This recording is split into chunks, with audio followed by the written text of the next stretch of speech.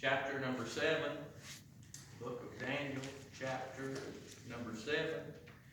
We have a few verses here in your hearing this morning. Use it as a springboard to get into another thought that the Lord's already tied in our hearts and minds this morning. I'm glad for that. Daniel, chapter number 7. For time's sake, we'll begin reading in verse number 13.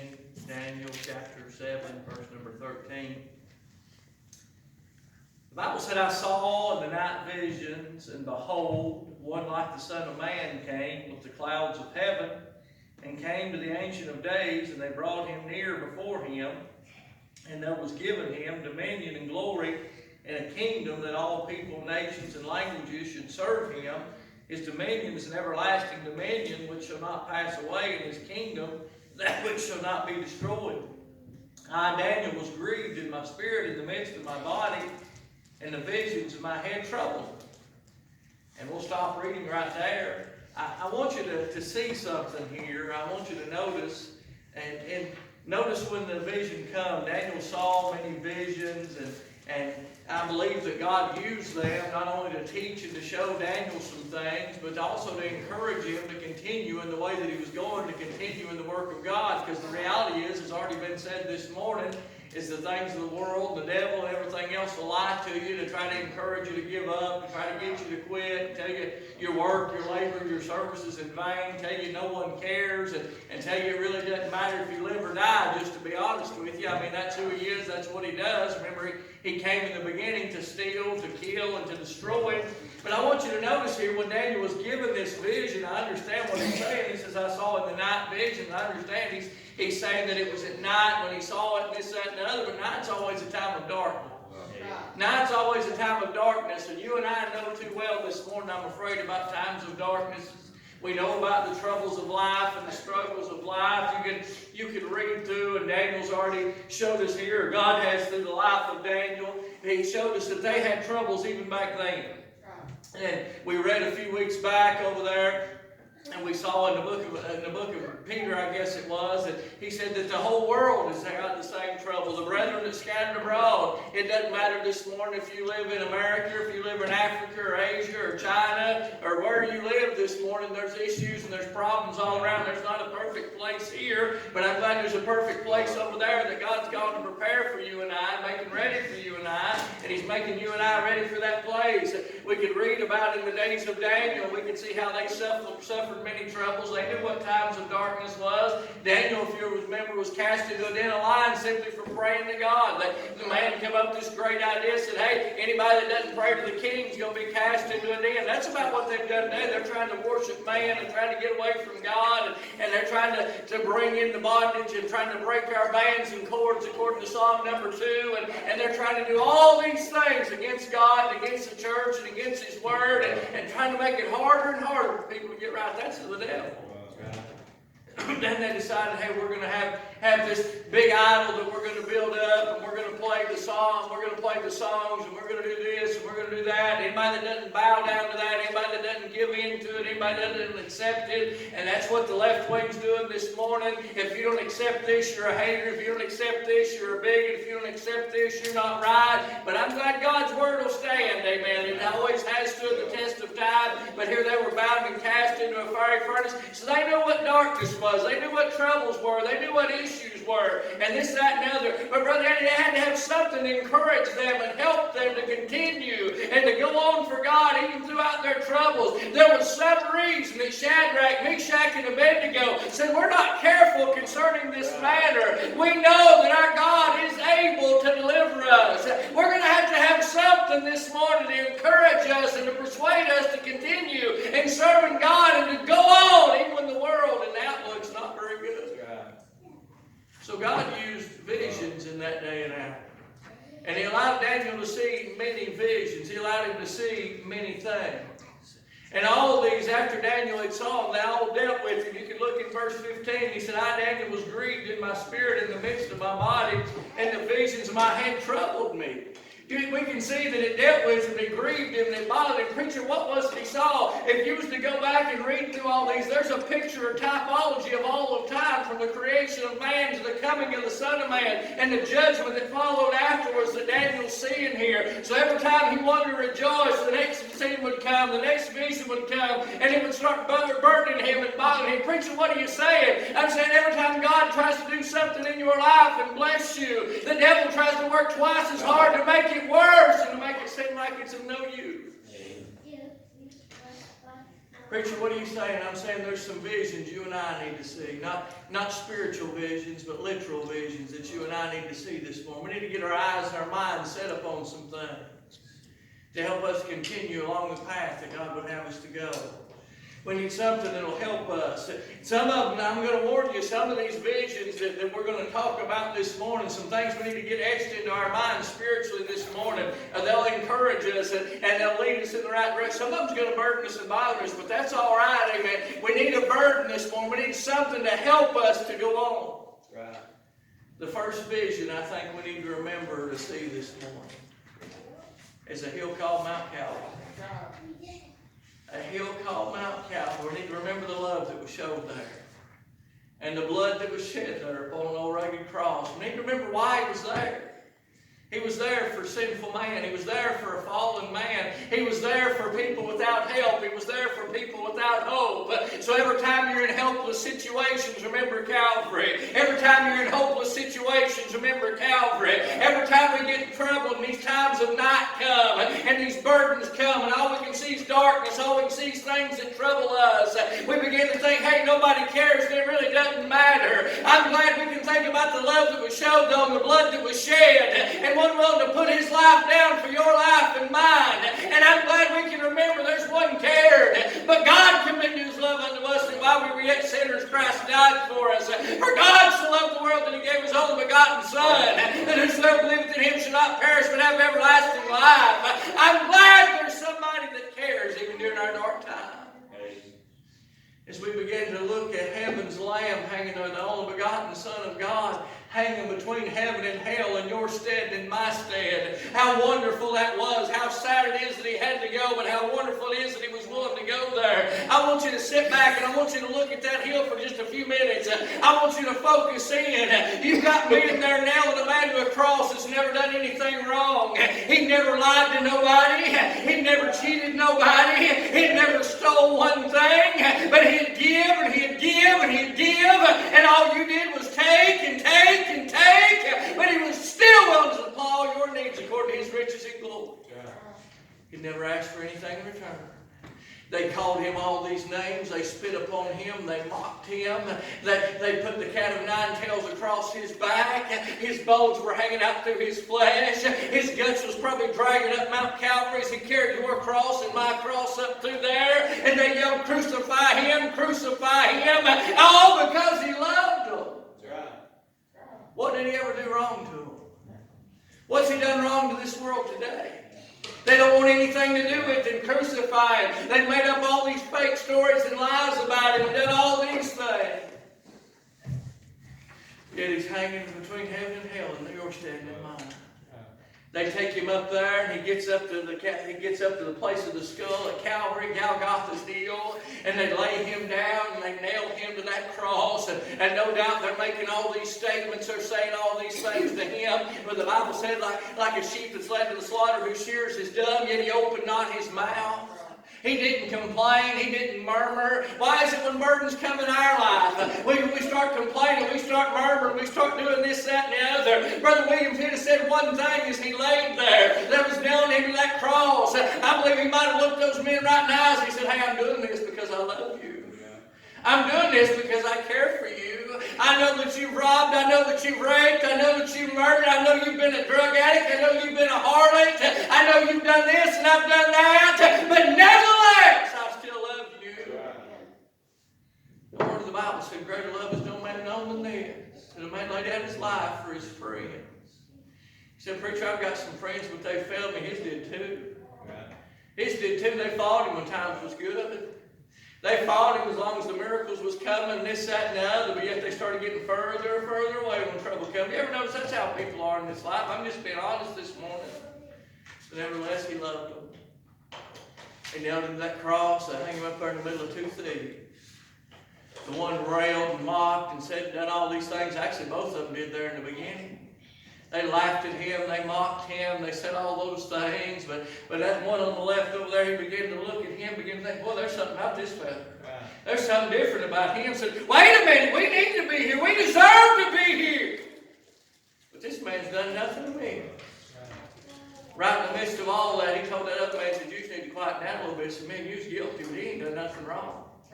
He began to realize who he was when a man loved him like that. You remember there was times we mocked God and we laughed at God by the way we lived and the way we acted and this, that, and the other. But he'd just sit right there real quietly and didn't say anything to us, didn't say anything about us, and this, that, and the other. But there was something in him, his spirit come toward usward, and we began to cry out, Lord, Lord. He said, when you come into your kingdom and take your place as king, Lord, would you remember me? Jesus said, this day thou shalt be with me in paradise. I remember that night when I got saved and born again by the good grace of God. I was hanging on the cross. Judgment was coming my way. I was guilty. The devil was standing there and said, hey, he's guilty. He's done this. He's done that. And there wasn't anything I could do to get loose. All I could do was cry out, Lord. But I'm glad he was willing to remove the nails from my hands and feet. He was willing to loose me and let me go. He said, hey, you ain't got to go there. I've done been there. And he loved me and he cared for me. I'm glad when justice called, the grace and mercy answered. Aren't you? Preacher, what do you mean? As he hung there between heaven and hell, and he was forsaken and abandoned by his only Father, because he that knew no sin became sin for you and I, that you and I could be let go and we could be turned loose like Barabbas that turned and went the other direction. But I'm glad for all that. But the decision and choice was made there on Calvary, there on that hill, when he cried out, Father, forgive them. Hey, he could have said, hey, Father, forget this. I'm over it. I don't love them that much. I don't care that much about them. It's not worth it. Hey, just send them all to hell where they deserve to be, and just loose me and let me go. And those legions of angels was there. Him being God in the flesh, he could have come down himself. But instead, he said, Father, forgive them. You know what he's saying? He said, I love them no matter what they do. You know what? No matter what you do this morning, it doesn't matter. I'm not saying God agrees with it. Don't misunderstand me. But God loves you no matter what you do.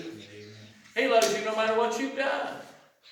And he's willing to forgive you. Preacher, are you sure? Yeah, because he said, Father, forgive them, they know not what they do. Paul said, all these things that I've done, he said, I've done them ignorantly. He said, I didn't know. He said, I didn't know. And I began to think, because of all these things, as he was hanging there, being crucified for our sin, shedding his own blood for the remission of that sin, that he might redeem fallen man. We've been made debtors to Christ.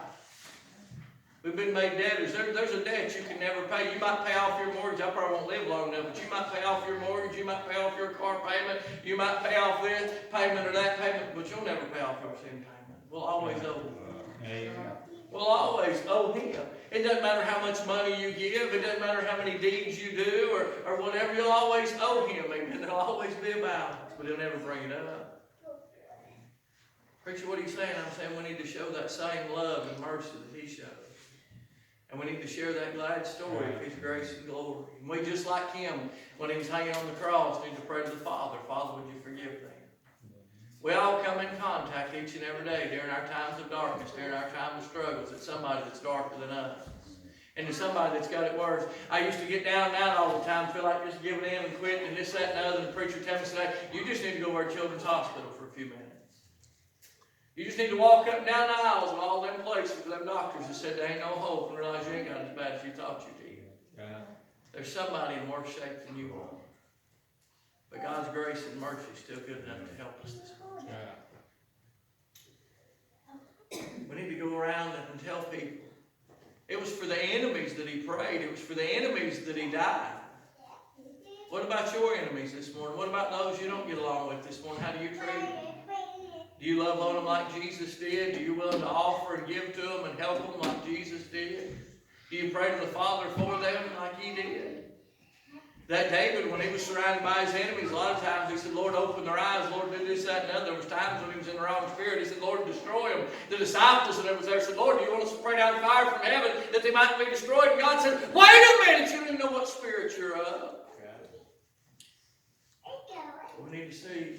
We need to see a hill called Calvary.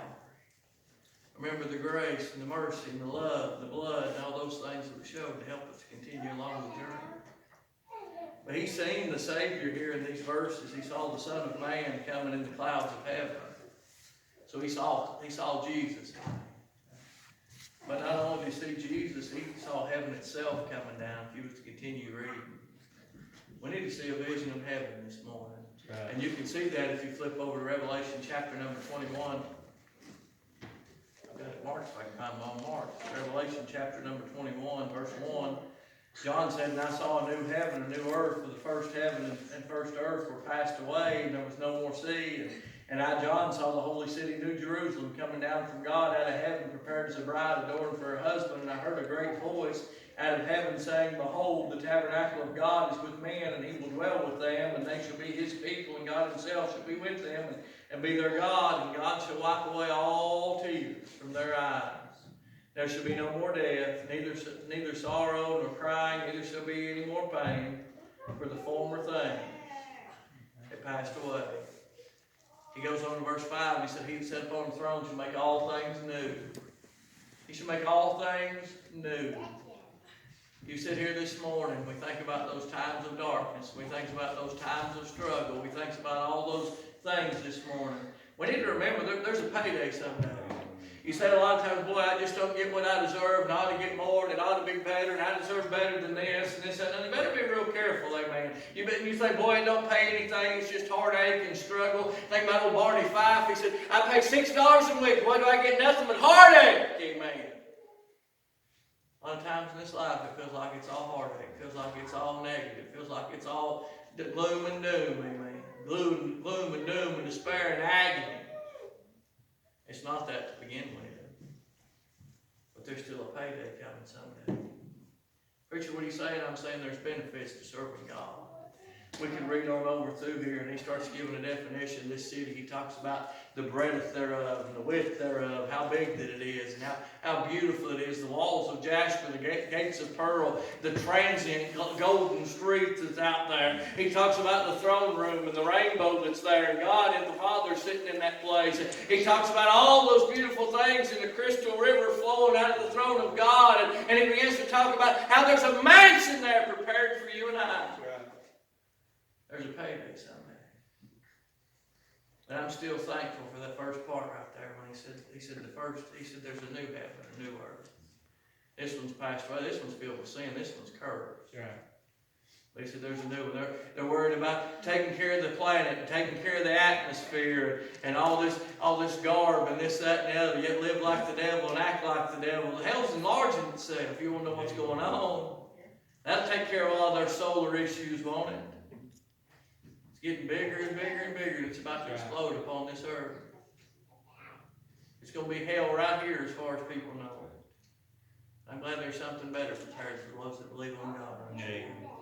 But he went down through there and he talked about a new heaven, a new earth, and he said there wasn't any more sea. We've talked about that before, that there wouldn't be any more sea in another message we dealt with years ago. But when you think about no more sea, the sea separates the land. I think it's 75% and 25% land and water. But all it does is separates and keeps things apart. You know what? There ain't going to be any more separation between us and God. There ain't going to be any separation between us and those of our loved ones that's went on. We've been separated now for a little while. Those that's dead and gone in Christ, they've been absent from this body, they've been present with the Lord, and they've gone on over yonder. But I'm glad one day after a little while, when that new heaven comes, and when the Lord Jesus comes, amen, that the separation's over, amen. The Lord himself is going to descend from heaven with a shout, the voice of archangels, the trumpet of God is going to sound, the dead in Christ shall rise first. And then we which are alive and remain shall be caught up together. You know what that means? It means there's no more separation. No more separation. Can you imagine what that's going to be like when you see one another again? So many of our loved ones, Brother Danny, they've left here, and they've left here in bad shape. They've left here with crippled up bodies and messed up minds and everything else. And the last time we saw a lot of them, they're hooked up to some machine. They're off in some coma. And that's the last memory we've got is the pain and the sorrow and the agony and the suffering that they faced and went through. But I'm glad when we see them over yonder, they're not going to be like that anymore. There ain't going to be any chemotherapy or any radiation treatment over there. There's not going to be any kidney dialysis or any of those things over yonder. They're going to have a glorified body likened and fashioned unto the Lord Jesus, just like you and I will. It's going to be no more sea. You remember what else comes from the sea? What about that big hurricane that just hit over there and destroyed the Bahamas? You know where that comes from? It comes from the sea. There ain't going to be any more storms. Man, you and I, we hadn't been stormed on like that physically, but we have spiritually, mentally, and emotionally. We've been beaten, battered by the winds, all those cantankerous, contrary winds. They've battered on us every time we build something up. The devil seems like he comes and destroys it and tears it down. But I'm glad there's a place they ain't tearing down, amen, but a place to build it up. Amen.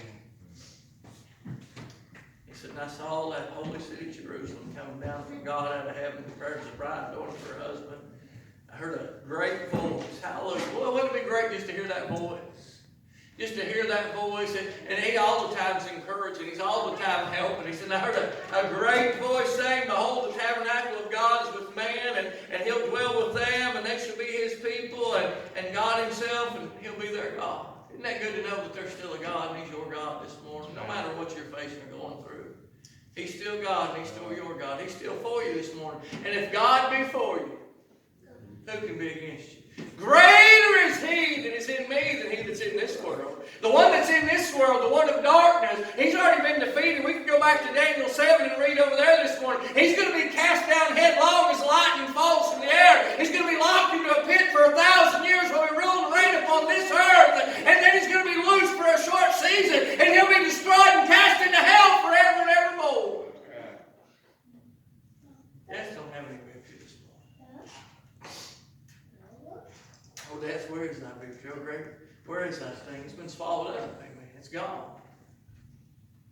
Preacher, what he's saying, you can go on down through there, and he heard that great voice, and God was there. Notice the first thing God does. And God shall wipe away all tears from their eyes. During times of darkness, a lot of times we shed tears. Tears of sadness. Tears of worry and fear and doubt and all these different tears that we shed. God understands tears. But you know what? God's got a way of wiping them all away. You see Him and you hear His voice, it's going to take away a lot of them. You see heaven, it's going to take away all of them other than tears of joy. But He's going to wipe away all the tears. But then you go on down through there and He says, there should be no more death. So many times we've been broken and discouraged. We've got news of little kids getting hurt or people just leaving this world way too soon, accidents. We've got this phone call or that phone call, and we've just got bad news. There won't be any bad news in glory. Won't be any funeral homes over there. I've often said if I was to ever start a business, I'd start a hospital or a funeral home. One way or the other, you're going to come see me, amen. But there won't be any of them over there. Won't be any graveyards over there. Won't be any doctor's offices because there ain't going to be no more death. Why? Because sin's been removed, amen. The wages of sin is what brings about death. We see all these things over through there, but we see that there won't be any more death. Neither shall there be sorrow nor crying, neither shall there be any more pain. Won't be any more sorrow. You won't have your heart broken over there. You'll never be let down over there. You won't ever have your heart broken, shed tears over there. Won't be any hurting over there. Isn't that wonderful? For the former things are passed away. The saints are going to be there. The Son of God's going to be there. You'll be songs. I can't sing for anything. Y'all know that. Y'all heard me cry like a cry. I'll be able to sing over there. I'm going to have a glorified voice and a glorified choir. Get to sing a song. The angels, we can read throughout the Bible how they stand and they sing all these songs, holy, holy, holy, and they're all the time singing glory. But the angels is going to have to step back as there's a new heavenly choir comes in. They don't understand what we're singing about, but I'm glad those that are redeemed are. We can say, worthy is the Lamb. There's going to be songs of glory. Sometimes we don't have any songs here, but I'm glad there's a song to be sung over there. As I stand here this morning, I think this vision sure beats an earthly vision, doesn't it? As we start seeing that hill, we start seeing heaven.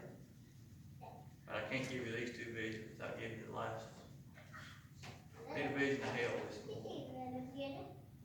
Realize they're both real places. They're both reality. See, we've made up our mind, the obituaries and the people in our day and time, they can say that it was of the Baptist faith, and they attended this church, and they believed in God, and they believed whatever. Not everybody leaves this before he goes to heaven. Hell's enlarging herself. Heaven's a prepared place. Anybody can go to heaven and just repent and get right, as we'll see here in just a minute. But not every man enters in. Not everybody gets to go is the harsh reality. Luke chapter number 16. Turn there with me right quick this morning. I'm going to read a few verses. Luke chapter number 16. Verse number 19. The Bible said there was a certain rich man which was clothed in purple and fine linen and fared sumptuously every day, and there was a certain beggar named Lazarus which was laid at the gate full of sores, and desiring to be fed with the crumbs which fell from the rich man's table. Moreover, the dogs came and licked his sores.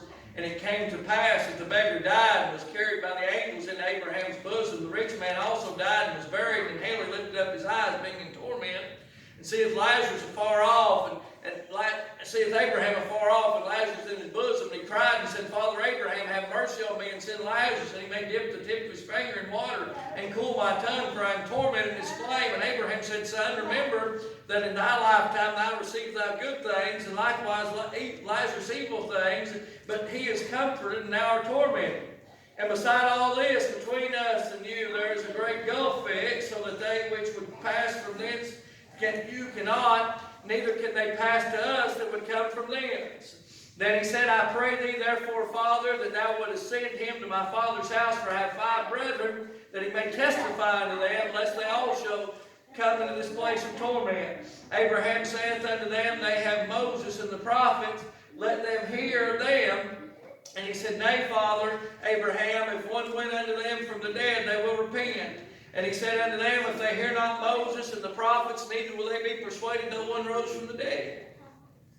We see that hell's a real place. Both places are eternal places. But he realizes here in these verses that you're there and you can't come out.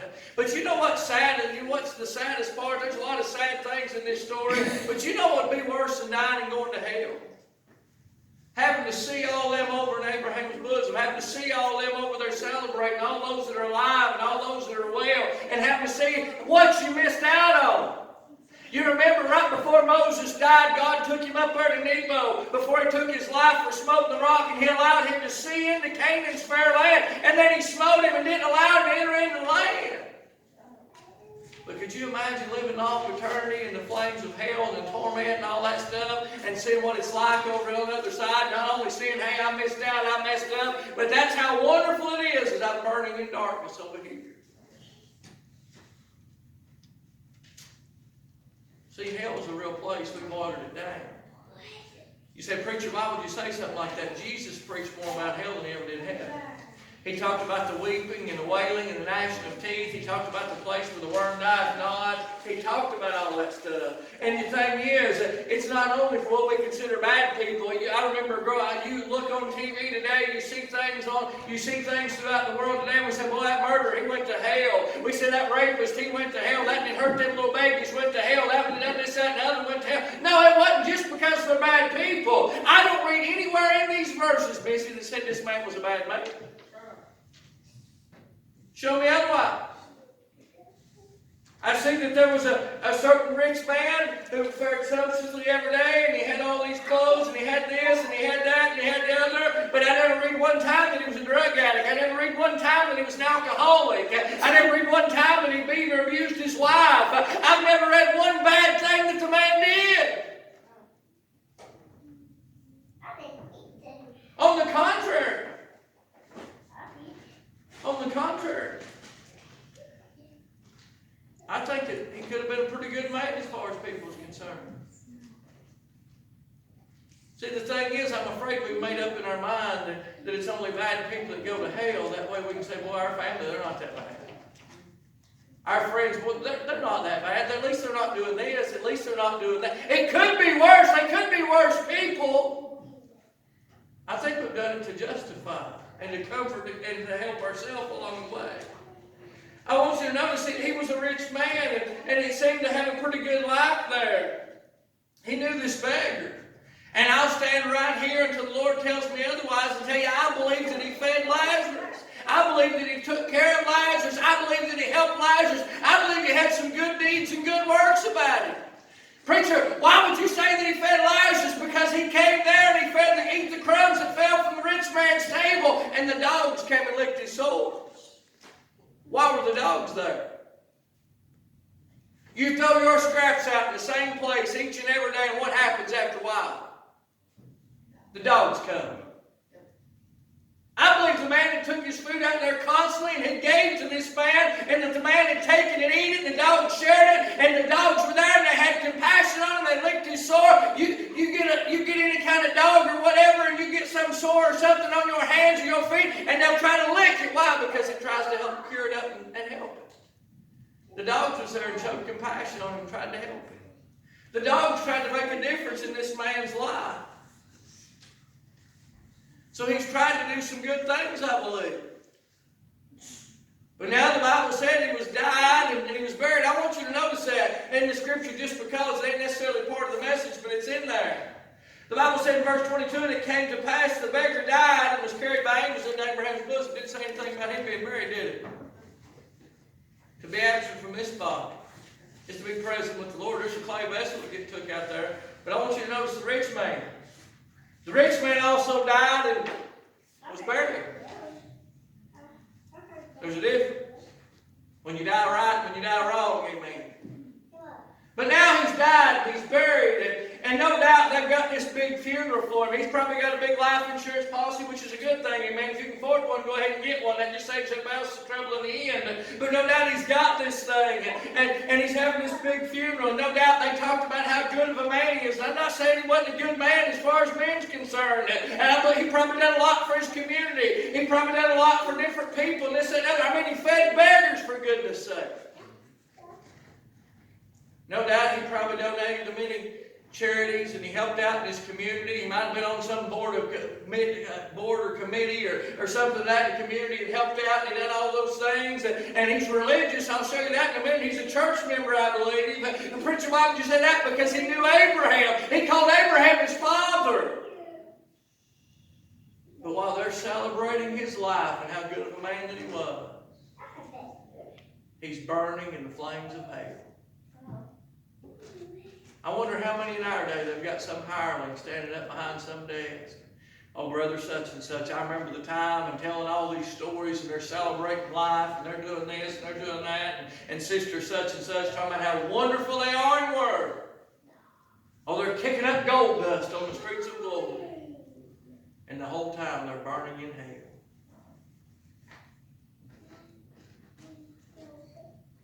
Here he is burning in hell, but can I tell you this morning? He didn't go to hell because he was rich. Notice he had good words, but it wasn't enough. He might have been a good moral person, but it wasn't enough. Everybody I talked to, they said, preacher, don't worry about me. I believe in God. That's not enough.